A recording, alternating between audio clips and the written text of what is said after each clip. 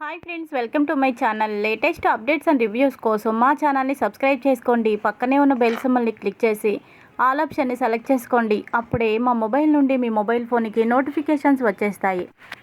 మీనా బాలుకి ఫోన్ చేస్తుంది. ఇక బాలు మీనా ఫోన్ చూడగానే చాలా సంతోషంతో కళ్ళు ఆనందంతో ఇక పెద్దవి చేసి చూస్తాడు ఫోన్ని. ఏంటి పూలగంప ఫోన్ చేస్తుంది, నేను కానీ గుర్తొచ్చానా, ఇక్కడ కానీ వచ్చేస్తాను అని అంటుందా? తను కానీ ఫోన్ చేసి నేను ఇక్కడికి వచ్చేస్తాను అని అంటే మాత్రం ఎట్టి పరిస్థితిలో ఎంతమంది ప్రభావతీలు వచ్చి ఆపినా నేనైతే ఆగను, తనని ఇక్కడికి తీసుకొచ్చే తీరతాను అని అనుకొని ఇక ఫోన్ రిసీవ్ చేసుకుంటాడు. మీనా అవతల వైపు నుంచి, ఏవండి ఎలా ఉన్నారు, భోంచేస్తున్నారా అని అడుగుతుంది. పూలగంప, నువ్వు వెళ్ళి ఎంతసేపు అయింది, ఒక రోజైనా అయ్యిందా, ఎలా ఉన్నావు అంటావేంటి అని అనగానే, ఏమోనండి, మీకు ఒక్కరోజు అంతే కదా అని అనిపించవచ్చు, కానీ నాకేమో మిమ్మల్ని చూసి ఎన్నో రోజులు అయిపోయినట్టు అనిపిస్తుంది, మీతో మాట్లాడి ఎంతో కాలం అయిపోయినట్టు అనిపిస్తోంది. మీరు నాకు బాగా అలవాటైపోయారు. పెళ్ళై కొద్ది కాలమైనా ఎంతో కాలం నుంచి మీతో నాకు బంధం ఉన్నట్టుగా నాకు అనిపిస్తుంది. మిమ్మల్ని చూడకుండా నేను ఉండలేకపోతున్నానండి. అందుకనే మీతో మాట్లాడాలనిపించి ఫోన్ చేశానండి అని అనగానే బాలుకి ఎంతో సంతోషం. ఇంతకాలం నాతో ఇలా మాట్లాడేవాళ్ళు లేకనే కదా నేను తాగుడుకి బానిసైపోయాను. కానీ నా గురించి, నా మంచి కోసం ఆలోచించే ఒక మనిషి నా జీవితంలో ఉంది అని అనుకుంటేనే నాకెందుకో చాలా సంతోషంగా అనిపిస్తుంది. మనసులో ఉన్న బాధ అంతా పోతుంది. ఇంతకాలం ప్రేమకి నేను నోచుకోలేకపోయాను. నా గురించి ఆలోచించే వాళ్ళు, బాధపడే వాళ్ళు ఎవ్వరూ ఉండరు అనుకున్నాను. ఎవరికైనా తల్లే సర్వస్వం, తల్లే ప్రపంచం, తల్లే బిడ్డల గురించి అనుక్షణం ఆలోచిస్తుంది. కానీ అలాంటి తల్లే నా గురించి ఆలోచించడం మానేశాను అంటే నిజంగానే నేను దురదృష్టవంతుణ్ణి, నష్టజాతకుణ్ణి.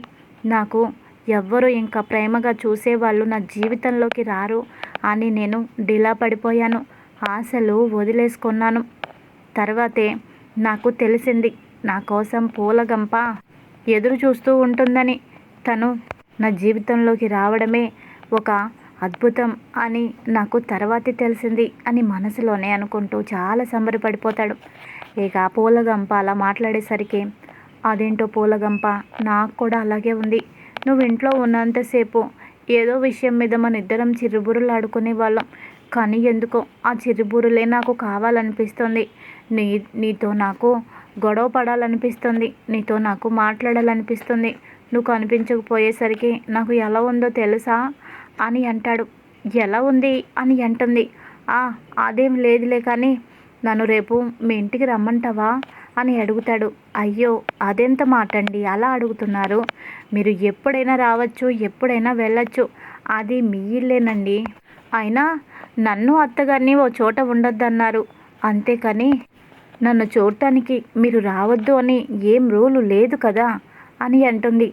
అలాగైతే రేపు పొద్దున్నే వచ్చేస్తాను అని అంటాడు.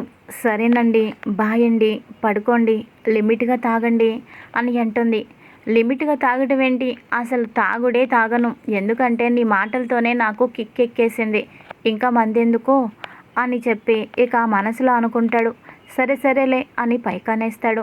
ఇక ఫోన్ పెట్టేశాక మీనా చాలా సంతోషపడుతుంది. మీనాని సుమతి ఆట పట్టిస్తుంది. అక్క, ఏంటక్క, బావతో ప్రేమలో పడ్డావా అని అంటుంది. ఊరుకోవే, అవే మాటలు అని అంటే, నీ వాలకం చూస్తే అలాగే అనిపిస్తోంది.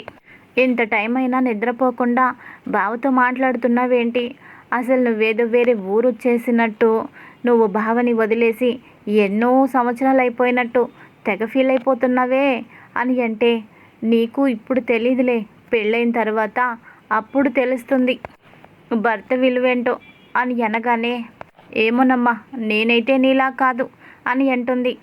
సరేలే, ఏడ్చావులే, వెళ్ళు అని అనగానే ఇక సుమతి నవ్వుకుంటూ లోపలికి వచ్చేస్తుంది.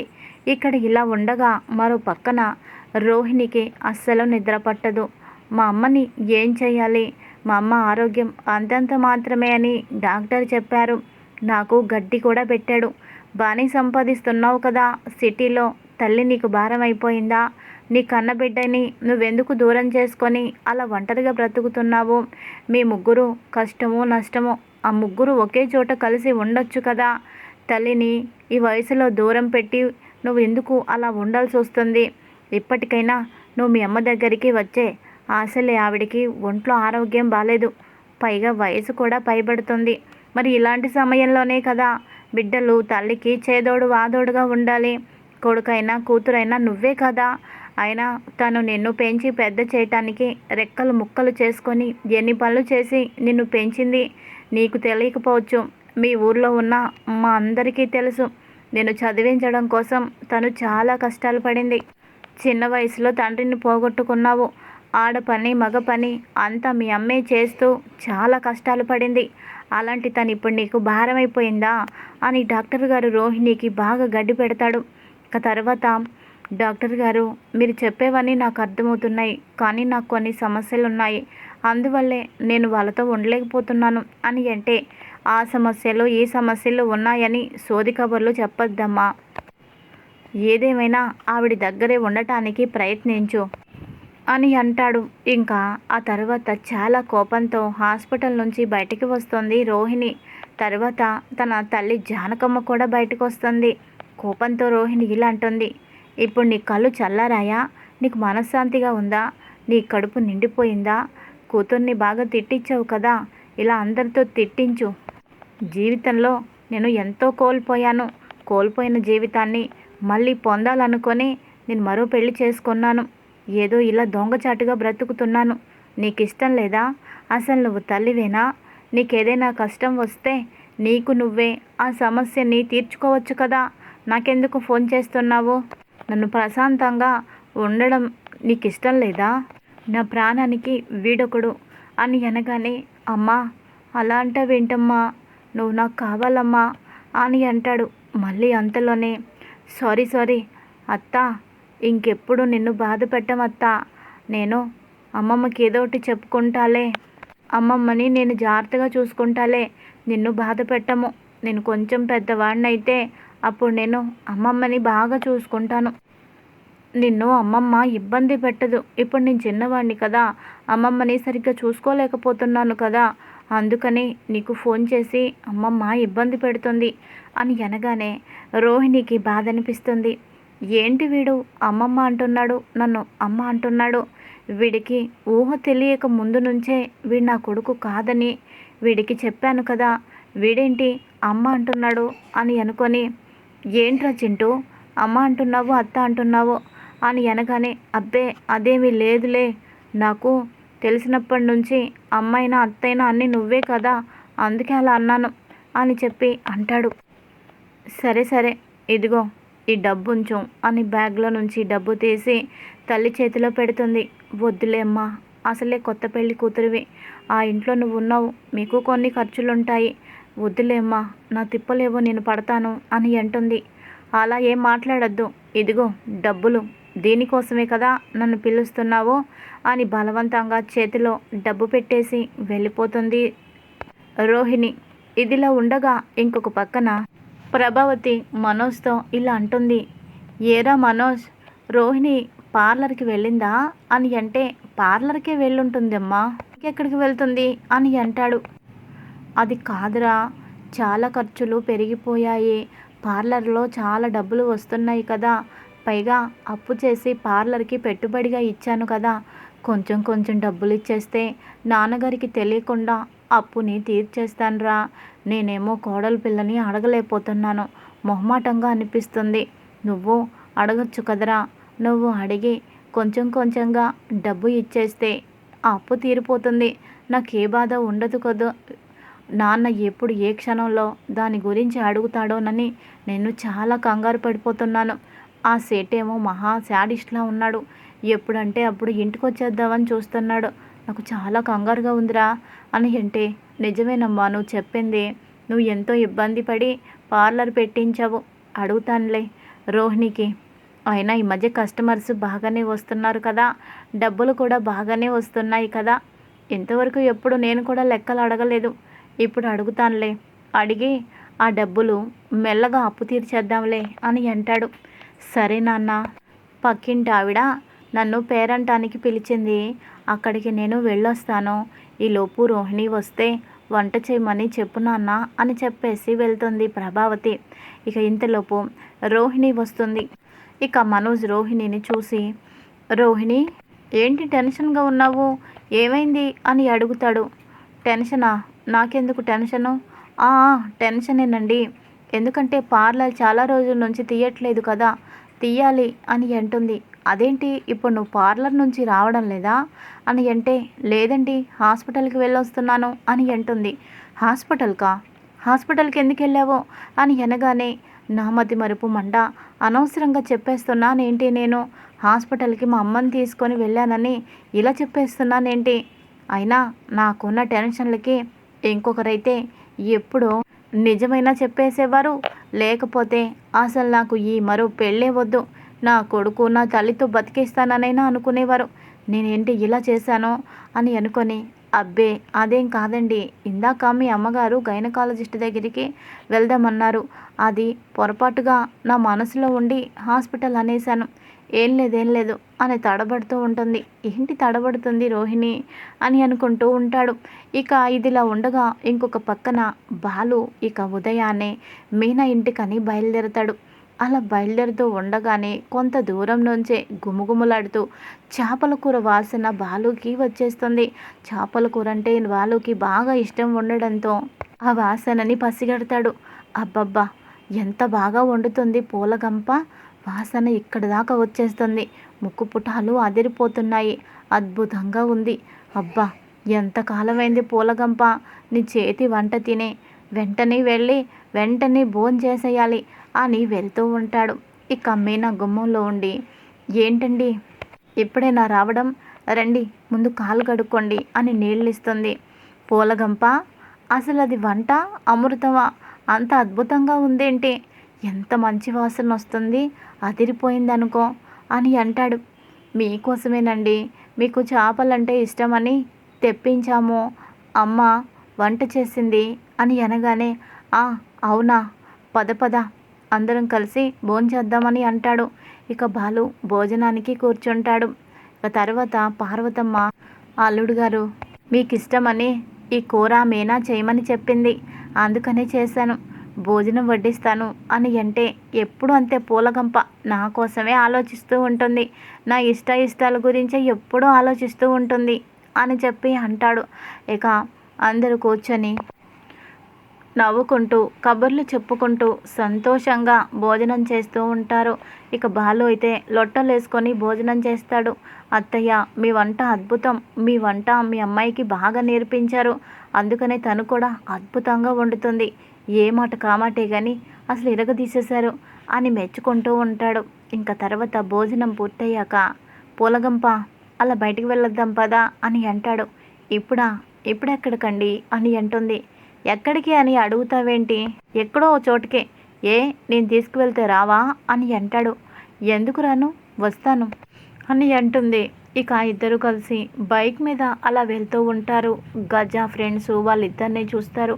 అయ్యో, గజ అన్న ఇక్కడికి వచ్చేస్తాడా ఏంటి, మీనా ఒక్క మనిషిని చూసి మీనా వచ్చిందని చెప్పాము, బాలు కనిపించకపోయేసరికి గజ అన్న ఇప్పుడు వద్దామనుకుంటున్నాడు, ఇప్పుడు కానీ గజాని బాలు చూశాడంటే చావు దెబ్బలు కొట్టేస్తాడు, మొత్తం మీద ఫోన్ చేసి చెప్పేయాలి అని గజాకి ఫోన్ చేసి, అన్న నువ్వు రావద్దు, ఆ బాలుగాడు కూడా వచ్చాడు అని అనగానే, వాడు కూడా వచ్చాడా, అసలు ఇప్పుడెందుకు వచ్చాడు, వచ్చినా వాడు వెళ్ళిపోతాడులే రాత్రికి, అప్పుడు దాని సంగతి చెప్తాను, బాలుగాడికి బుద్ధొచ్చేలా చేస్తాను అని అంటాడు గజ.